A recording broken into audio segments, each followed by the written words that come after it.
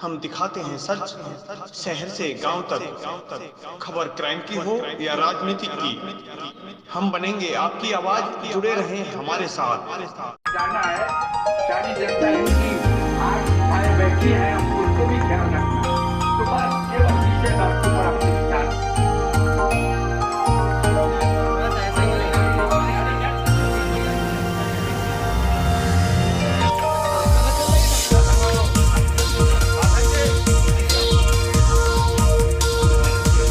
व्यक्ति की जिस शख्सियत की हम जयंती मना रहे हैं आज, वो आंचलिक उपन्यासकार थे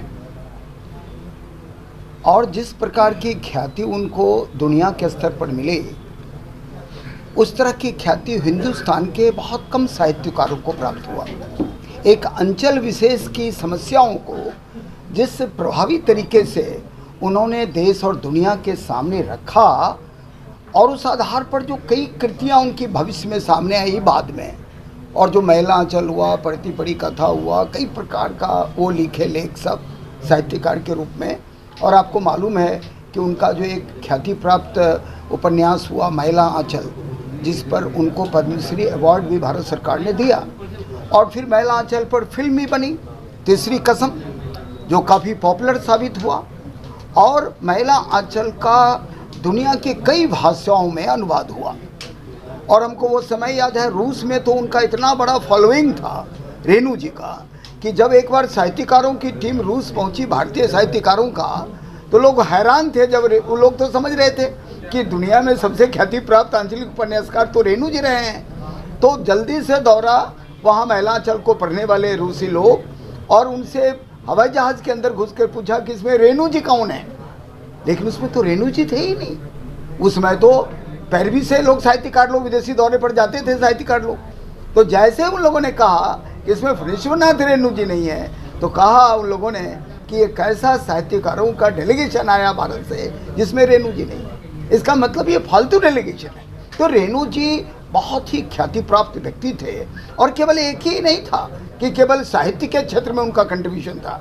आप सभी को मालूम है कि जैसा उन्होंने कहा कि उनकी जो प्रारंभिक शिक्षा दीक्षा हुई वो नेपाल में हुई, विराटनगर में हुई, और कोरेला परिवार में जो उनका हैसियत था, जो उनका स्थान था, वो केरला परिवार में और किसी दूसरे का नहीं था। उनके लिए सारे तरह का अनुशासनहीनता को लोग बर्दाश्त करते थे। रेणु जी राणा शाही के खिलाफ जो लोकतंत्र बहाली के लिए आंदोलन हुआ नेपाल में, उसमें बढ़ चढ़ के हिस्सा लिया उन्होंने। कई बार वो जेल गए, भारत के स्वतंत्रता आंदोलन में भी 1942 में जो आंदोलन हुआ भारत में, भारत छोड़ो आंदोलन, उस आंदोलन में भी रेणु जी बहुत बढ़ चढ़ के हिस्सा लेते थे। और आज तो अखबारों में आया हिंदुस्तान में कि जब मतलब कि हिंदुस्तानी जो रणबांकुरे थे, जो मिलिटेंट रूप में लड़ रहे थे ब्रिटिश राज के खिलाफ, उन लोगों के लिए एक बार अररिया से जब ये बारी आई कि उनके लिए रसद, पानी और गोला बारूद लेके पहुंचना है पूर्णिया देने रणबांकुरों के लिए, तो दूल्हा के बेस में रेणु जी एक बैलगाड़ी से और नीचे सारा हथियार और उसमें बाराती लोगों के साथ वो पहुंचे, लेकिन पुलिस को किसी ने खबर कर दिया था। फिर पूर्णिया में जाने से पहले उनकी पहचान कर ली गई और बहुत पिटाई हुई, बहुत तरह का उन पर यातना दिया गया। तो रेणु जी केवल एक विधा में नहीं, चाहे साहित्य का क्षेत्र हो, चाहे लोकतंत्र बहाली का क्षेत्र हो, और आप जैसा कि मालूम है उनके जैसा त्यागी और तपस्वी आदमी तो देश में बहुत कम उदाहरण मिलता है देखने को। जब हिंदुस्तान में आपातकाल लगा तो रेणु। आज हम लोग अखिल भारतीय धानुक महासंघ के तत्वाधान में फणीश्वरनाथ रेणु जी के जयंती धूमधाम से मनाया जा रहा है। एक तरफ बिहार के मजदूरों को तमिलनाडु में पीटा जा रहा है, तो इसको लेकर आप क्या कहेंगे? तो केंद्र सरकार का मामला है ना, केंद्र सरकार इस पर एक्शन ले, केंद्र सरकार नहीं लेगा तो हम लोग बिहार वासियों इस पर धरना प्रदर्शन आगे आंदोलन करेंगे। बिहार में पप्पू यादव भी धरना दे रहे हैं। हाँ जी, उनको बधाई, बहुत बहुत बधाई हो कि बिहार के छात्रों के लिए और वहाँ के मैंने ग्रामीण के लिए मैंने काम कर रहे हैं।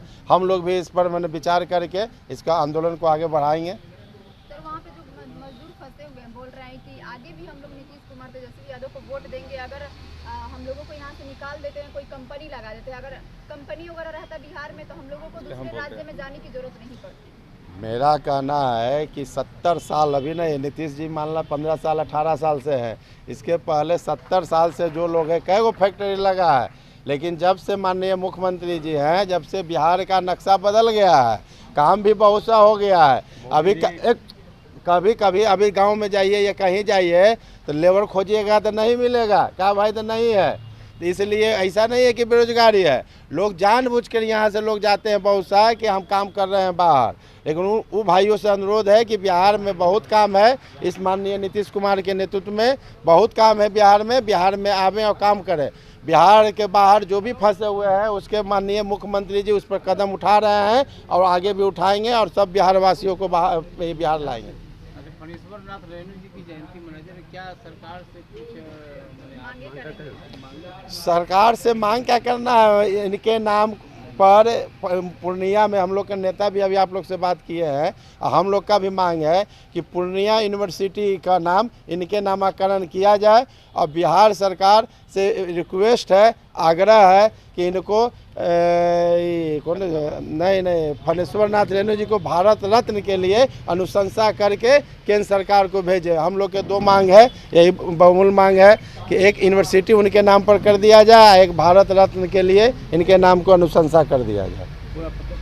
मेरा नाम धानुक महासभा के जो हम युवा नेता हैं, और शंकर जी ने जैसे अभी कहा कि केंद्र सरकार की ये जो अभी मैडम ने अभी क्वेश्चन किया था कि तमिलनाडु में इस तरीके की दिक्कत आई, प्रॉब्लम क्यों आया, तो इतने साल बाकी सरकार अभी बीजेपी की भी सरकार थी, तो हम लोगों का उम्मीद था, यानी हमारी जो बिहार की जनता उनको उम्मीद था कि बीजेपी की राज आई है तो कुछ ना कुछ ढंग का होगा, लेकिन अभी तक उन्होंने कांग्रेस से विशेष राज का दर्जा मांगा तो वो तो चलो ठीक है, कुछ नहीं मिला।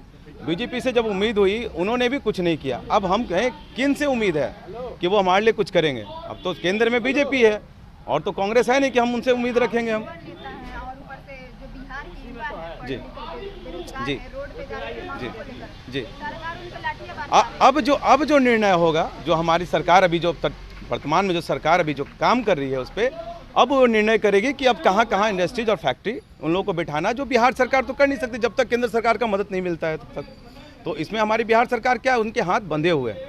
हाथ कब खुलता है? जब केंद्र सरकार उनको मदद करती है। इसमें हम और आप एक केंद्र सरकार से यही उम्मीद हम क्या, हमारी पूरी बिहार की जनता अभी भी आगे रखती है कि अभी 2024 का इलेक्शन आना है, अगर वो चाहे तो हमारे बिहार में 5 इंडस्ट्री बैठा दे जो ढंग की हो, जिसमें हमारे जो बाहर मतलब जो रोजगार की तलाश में जाते हैं और उनकी जो हत्या हो रही है, या जो अभी दिल्ली में भी बहुत सारा आपने सुना होगा, बहुत बार हुआ कि बिहारियों को भगाया जा रहा था, मुंबई में भी बहुत बार हुआ, ठाकरे साहब के समय भी हुआ करता था, बिहारियों को मार के भगाया जाता था। ये आखिर कब तक? कौन सी ऐसी सरकार है जो केंद्र में बैठेगी तो हम लोगों को बिहारियों के लिए सोचेगा? आखिर कब तक?